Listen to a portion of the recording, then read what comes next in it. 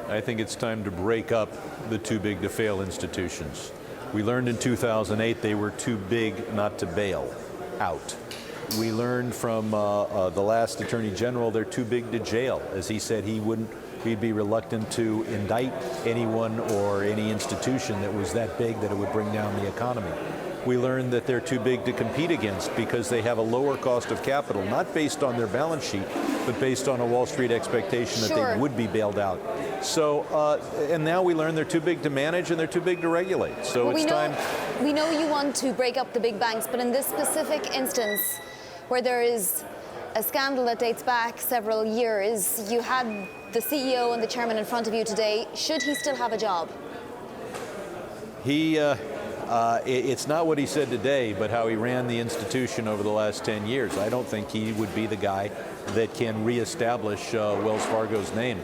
They used to be one of the great names in the West, one of the great names in banking, and now that name is a liability.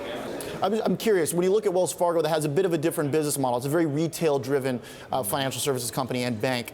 What does exactly a breakup look like when you say break up this bank? Well, you could create 3 or 4 regional banks or medium-sized banks out of Wells Fargo. It'd work well, and no one of those entities would be so large that they could come to Washington and say, well, we're in trouble, you have to bail us out. Instead, they would be medium-sized institutions. We could have real democracy, not crony democracy, and not real capitalism, not crony capitalism.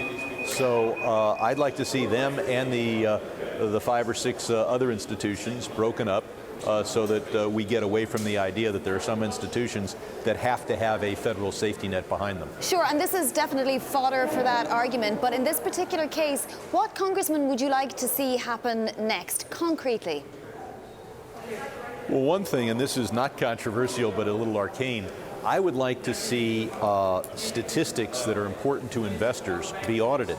Now we just audit the balance sheet and the income statement. But Stumpf was pitching his stock not based on anything on the balance sheet or the income statement, but on other statistics, chiefly penetration rates, numbers of accounts. If those numbers, those statistics he was citing as reasons to buy his stock had been audited, then I think we would not have seen this problem because it would have been tested and we would have learned that many of those new accounts are phony new accounts.